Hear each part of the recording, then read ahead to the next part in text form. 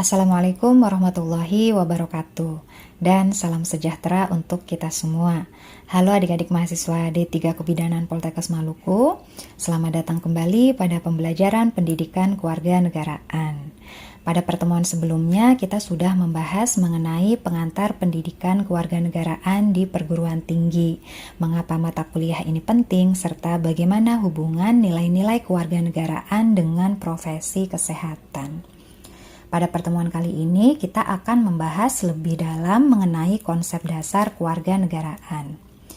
Mungkin dari kalian ada yang bertanya, mengapa mahasiswa kebidanan perlu mempelajari konsep kewarganegaraan?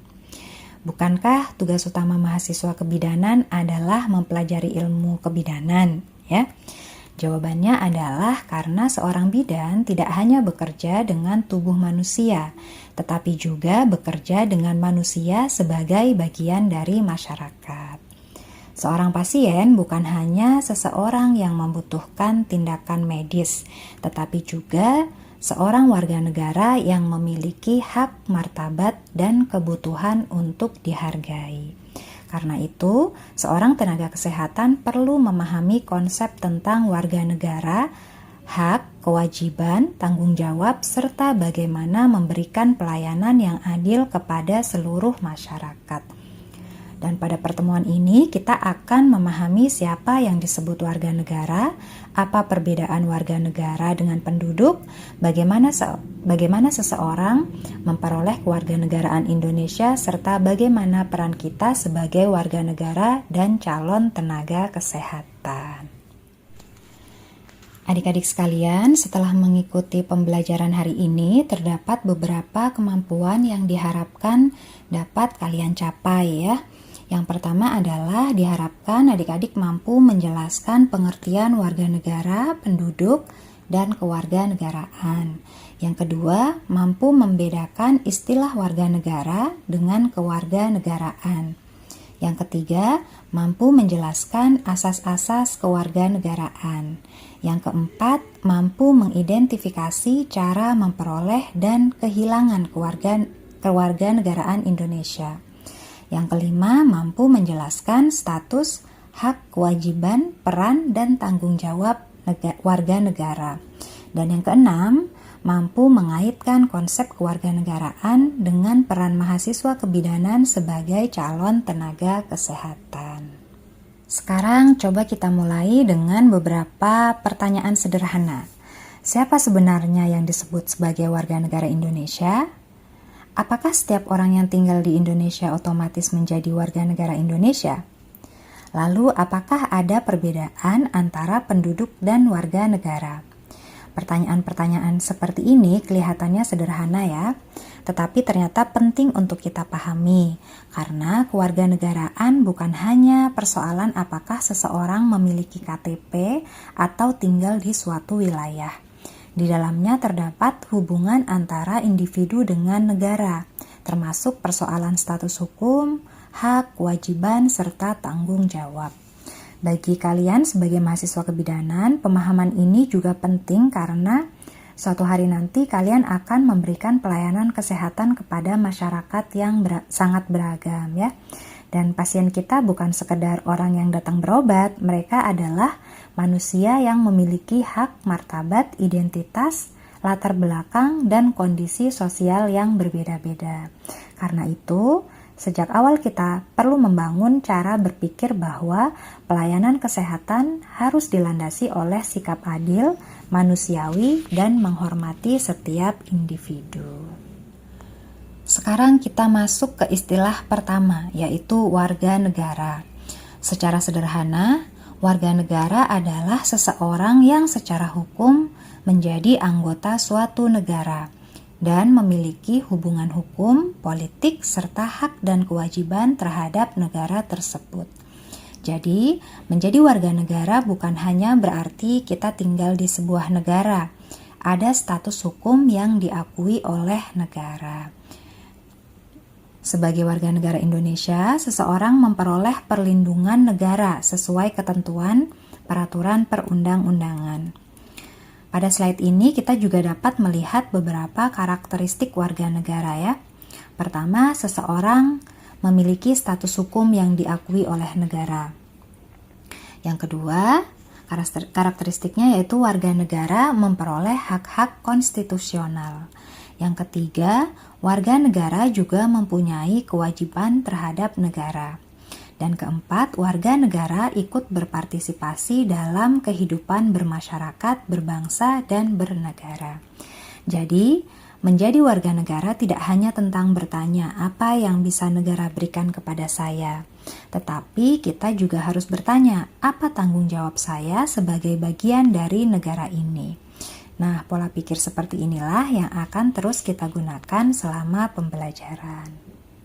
Sekarang kita masuk ke istilah berikutnya, yaitu penduduk. Nah, ini sering tertukar ya dengan istilah warga negara. Penduduk adalah setiap orang yang bertempat tinggal atau berdomisili di wilayah suatu negara, baik warga negara maupun warga negara asing yang memenuhi ketentuan peraturan perundang-undangan. Artinya, ingat baik-baik ya, penduduk tidak selalu sama dengan warga negara. Contohnya, seorang warga negara Indonesia atau WNI yang tinggal di Ambon merupakan penduduk sekaligus warga negara Indonesia. Tetapi bagaimana dengan warga negara asing yang bekerja dan tinggal di Indonesia? Orang tersebut dapat menjadi penduduk, tetapi status kewarganegaraannya tetap bukan warga negara Indonesia. Jadi, kata kunci sederhananya, kalau kita berbicara tentang penduduk, fokusnya adalah tempat tinggal atau domisili. Sedangkan ketika berbicara tentang warga negara, fokusnya adalah hubungan hukum seseorang dengan negara. Coba mulai sekarang adik-adik bedakan ya kedua istilah ini, karena nanti akan kita gunakan pada contoh kasus di akhir pembelajaran. Selanjutnya kita akan membahas tentang kewarganegaraan. Kalau tadi warga negara adalah orangnya, maka kewarganegaraan lebih mengarah pada status hukumnya. Kewarganegaraan adalah status hukum yang menunjukkan adanya hubungan resmi antara seseorang dengan suatu negara. Hubungan tersebut kemudian menimbulkan hak dan kewajiban yang harus dijalankan oleh kedua belah pihak, yaitu negara dan juga warga negara. Mengapa status kewarganegaraan penting?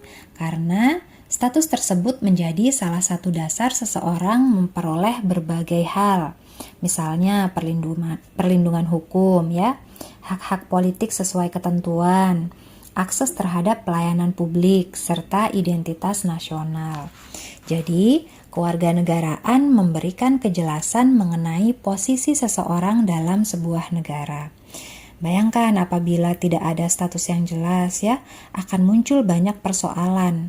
Negara mana yang bertanggung jawab memberikan perlindungan, hak apa yang dimiliki seseorang, dan apa kewajibannya.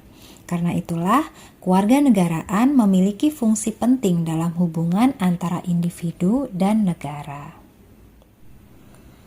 Nah, sekarang kita masuk ke bagian yang memiliki beberapa istilah baru. Tenang, istilahnya memang terdengar seperti bahasa hukum ya, tetapi konsepnya sebenarnya cukup sederhana. Yang pertama adalah asas jus soli. Kata kuncinya adalah tempat kelahiran. Artinya, kewarganegaraan seseorang ditentukan berdasarkan tempat ia dilahirkan.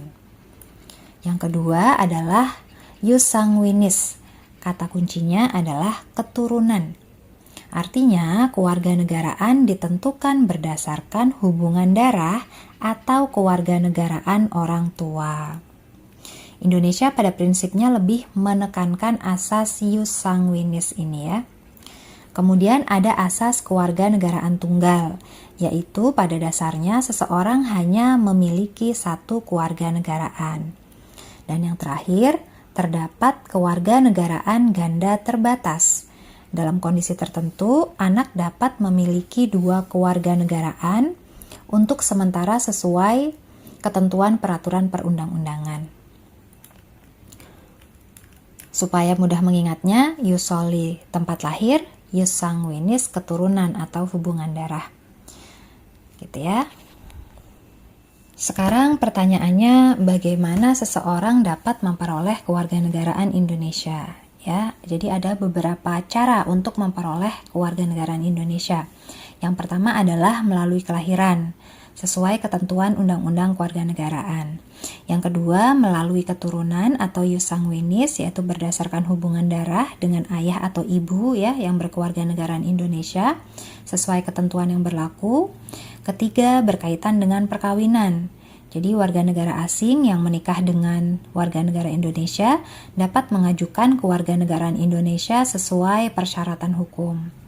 Keempat adalah pewarganegaraan atau naturalisasi. Artinya, seorang warga negara asing dapat mengajukan diri untuk menjadi warga negara Indonesia apabila memenuhi persyaratan tertentu. Dan kelima, berkaitan dengan pengangkatan anak dalam kondisi dan ketentuan tertentu sebagaimana diatur oleh hukum. Yang perlu adik-adik pahami adalah proses memperoleh kewarganegaraan tidak dilakukan secara sembarangan. Semua memiliki syarat, prosedur, dan konsekuensi hukum.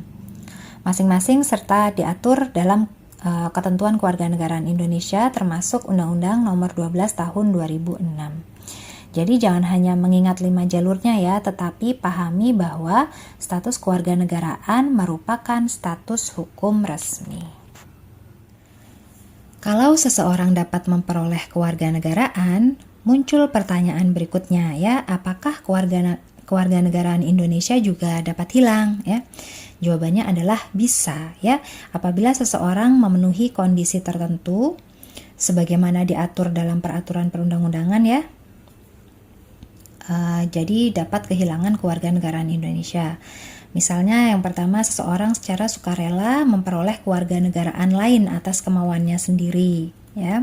Lalu kondisi yang berkaitan dengan seseorang yang tidak menolak kewarganegaraan lain ketika sebenarnya memiliki kesempatan untuk menolaknya sesuai ketentuan yang berlaku. Kewarganegaraan juga dapat berkaitan dengan tindakan seperti masuk dalam dinas militer negara asing ya tanpa izin pemerintah Indonesia, lalu mengangkat sumpah setia kepada negara lain atau menggunakan paspor maupun dokumen kewarganegaraan lain sebagai identitas resmi. Selain itu masih terdapat kondisi-kondisi lain yang diatur dalam peraturan perundang-undangan. Jadi poin pentingnya adalah kewarganegaraan memiliki konsekuensi hukum ya. Status sebagai warga negara bukan sekedar label, melainkan hubungan resmi antara seseorang dengan negara. Sekarang kita masuk pada bagian yang cukup penting juga, yaitu hak warga negara ya. Apa itu hak? Secara sederhana, hak adalah sesuatu yang secara sah dapat diperoleh oleh seseorang dari negara sesuai ketentuan yang berlaku. Terdapat beberapa contoh hak warga negara ya, diantaranya yaitu hak untuk memperoleh pendidikan, memperoleh pelayanan kesehatan, memperoleh pekerjaan, dan memperoleh perlindungan hukum. Kemudian warga negara juga memiliki hak untuk menyampaikan pendapat sesuai ketentuan yang berlaku, serta memperoleh perlakuan yang sama di depan hukum. Sekarang mari coba kita hubungkan dengan bidang kita ya di kebidanan. Salah satu yang tercantum di sini adalah pelayanan kesehatan. Artinya kesehatan bukan sekedar persoalan medis, ada pula dimensi hak, keadilan, dan kemanusiaan di dalam pelayanan kesehatan. Karena itu, seorang tenaga kesehatan tidak boleh hanya berpikir saya melakukan pemeriksaan, tetapi juga harus memahami bahwa dalam memberikan pelayanan, kita sedang berhadapan dengan hak dan martabat manusia. Itulah mengapa profesionalisme tenaga kesehatan sangat erat hubungannya dengan nilai-nilai kewarganegaraan. Kalau ada hak, tentunya ada kewajiban ya. Kewajiban warga negara adalah sesuatu yang harus dilaksanakan oleh setiap warga negara. Hak dan kewajiban harus berjalan secara seimbang. Ada beberapa kewajiban warga negara ya. Yang pertama yaitu menaati hukum, kedua membayar pajak sesuai ketentuan, ketiga menghormati hak orang lain, keempat menjaga persatuan bangsa, dan kelima ikut serta dalam pembangunan nasional. Sekarang coba kita lihat dari kehidupan mahasiswa ya.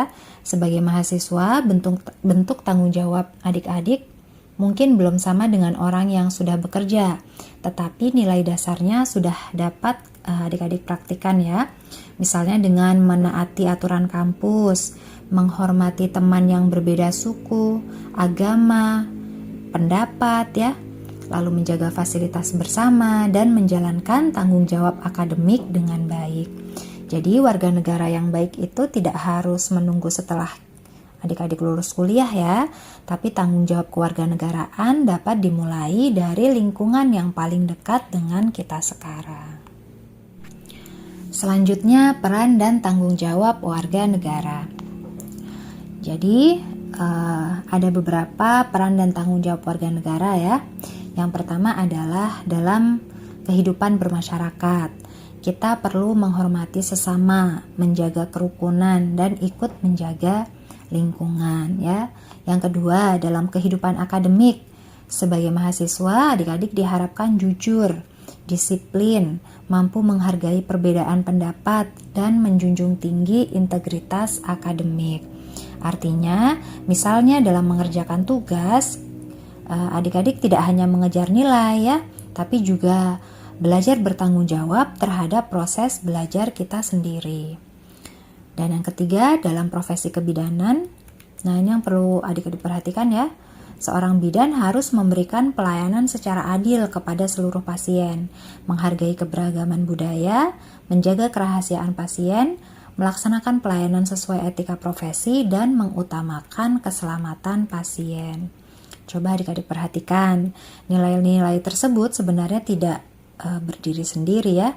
Ketika seorang bidan bersikap adil, menghargai perbedaan, menjaga hak pasien, dan bertanggung jawab atas keselamatan pasien, sebenarnya ia sedang menerapkan nilai kewarganegaraan sekaligus nilai profesionalisme tenaga kesehatan.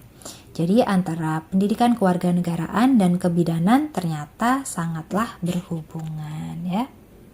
Kita lanjut dengan diskusi kasus ya. Di sini ada kasus datang seorang ibu hamil berkewarganegaraan asing ya yang ingin memeriksakan kehamilannya. Kemudian muncul anggapan dari sebagian masyarakat bahwa karena ibu tersebut bukan warga negara Indonesia, maka ia tidak layak memperoleh pelayanan kesehatan yang sama. Nah, coba adik-adik pikirkan ya. Pertanyaan pertama, apakah warga negara asing tetap memiliki hak memperoleh pelayanan kesehatan di Indonesia? Jangan buru-buru menjawab ya. Coba pikirkan kembali dulu materi tentang warga negara, penduduk, hak, dan pelayanan kesehatan ya. Lalu pertanyaan kedua, apa perbedaan status antara penduduk dan warga negara dalam kasus tersebut? Ingat kembali ya contoh yang kita bahas pada slide-slide sebelumnya. Pertanyaan ketiga, sekarang posisikan diri adik-adik sebagai bidan. Bagaimana seharusnya sikap bidan yang sesuai dengan nilai kewarganegaraan dan etika profesi?